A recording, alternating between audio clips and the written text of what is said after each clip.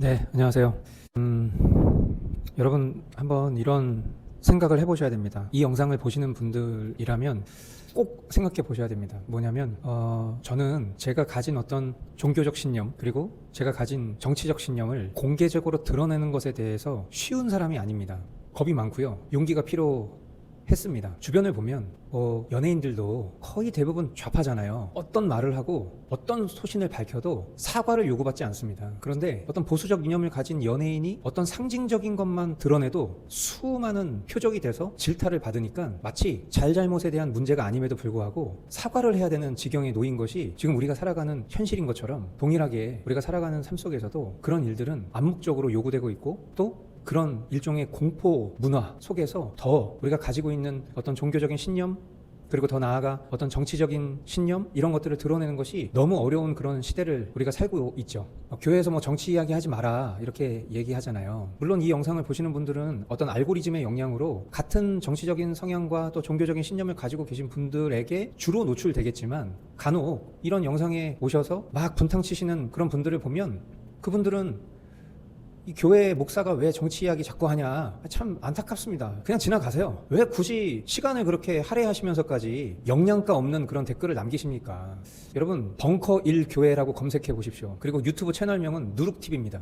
김어준 주진우, 김용민, 낙곰수 3인방이라고 불리우는 그 3명 중에 한 명인 김용민이라는 사람이 목사가 됐죠. 저기 뭐 정확하게는 제가 잘 모르겠습니다만 뭐 일산 파주 쪽에 교회를 개척해서 지금 목회를 하고 있어요. 저는 김어준 방송이나 또 매불쇼를 즐겨보는 사람이기 때문에 제 알고리즘에 좌파들 관련된 정보가 많이 뜹니다. 그런데 이 벙커1 교회가 언젠가부터 계속 뜨더라고요. 그래서 제가 들어가서 라이브 예배 주일 실황도 보고 새벽 예배도 보고 봅니다. 야 정말 이럴 수 있나? 저희는 그래도 예배 때 그렇게 하진 않거든요.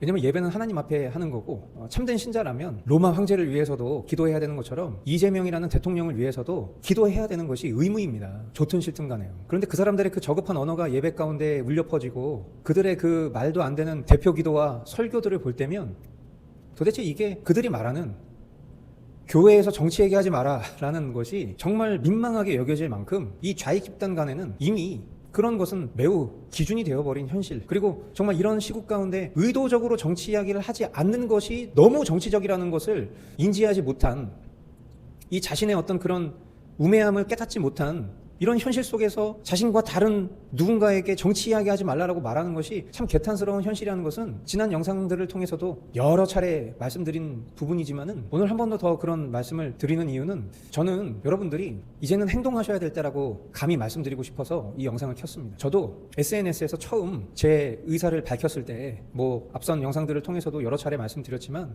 많은 사람들과 관계가 소원해지기도 하고 끊어지기도 하였고 지금도 그런 대우를 받으며 살고 있습니다. 김상현 대표님이 처음에 저에게 오셔서 그런 얘기를 했어요. 목사님 이제부터 영상을 만들어 주십시오. 저는 그렇게 하고 싶지 않았어요. 그냥 지금 정도 선에서 내가 좀 할 수 있는 내 나름의 최선을 다해서 그냥 내 의사를 밝히고 심정적으로는 적극 동의하는 그런 스탠스를 유지하고 싶었어요. 그런데 이 강경한 요청은 명백한 이유와 목적이 있었습니다. 그것은 결국 말해야 될 사람들이 말하지 않고 계속 침묵을 유지하고 있다 보니까 결국은 말하는 사람들의 그 힘과 그 영향력이 마치 진리이고 그것이 명백한 다수의 의견인 것처럼 표출되는 이 세상의 논리 구조가 다른 어떤 무언가를 통해서 이루어진 것이 아니라 우리의 침묵 때문이라는 것을 뼈저리게 깨달은 요청이었던 것이죠.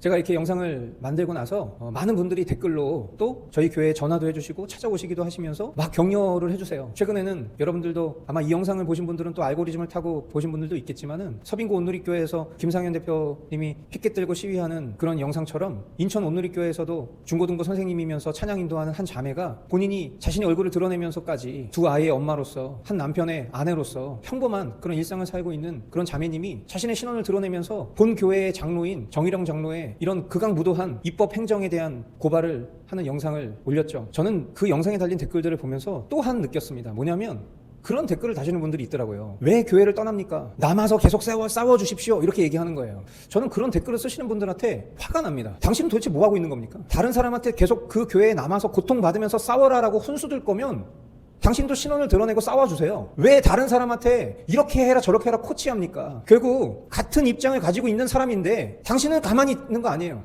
댓글 부대 일반 하는 거 아닙니까? 내가 섬기고 있는 교회에서 아무 말도 하지 못하고 결국 마음이 맞는 사람들끼리 모여서 신앙생활 하지 말고 드러내고 싸워주세요라고 말하는 당신이 싸워달란 말이에요. 싸우는 사람 따로 있고 지키는 사람 따로 있고 그 옆에서 단물 뽑아먹는 사람들이 있다면 그게 결국 지금 이 보수 우파들의 이 처참한 현실을 대변하는 모습이라고 생각합니다. 좌파들 보십시오. 교인들이든 일반인들이든 똘똘 뭉치고 표적 찍고 좌표 찍고 찾아가서 댓글 쓰고 괴롭히고 비아냥거리고 조롱하고 손절하고 그렇게 살잖아요. 우파들은 여전히 선비스럽습니다. 마음속으로 응어리진 그런 상처들은 넘쳐나는데 정작 나서서 자신의 속한 그 회사와 또 교회와 학교에서 그 어떤 말도 하지 못한 채 앞장서서 누군가 해주기를 기다리고 있는 이런 현실이 결국 지금 이 대한민국의 처참한 현실을 대변하고 있지는 않은지 참 비통한 마음이 들었습니다. 얼마 전 그라운드씨 김성원 대표님하고 VON 채널에 김미영 대표님 방송을 보면서 그 김미영 대표님이 꼭 하고 싶은 말이 하나 있다. 여러분들 이제 목소리를 내달라. 그렇게 얘기를 하시더라고요. 저 너무 공감합니다.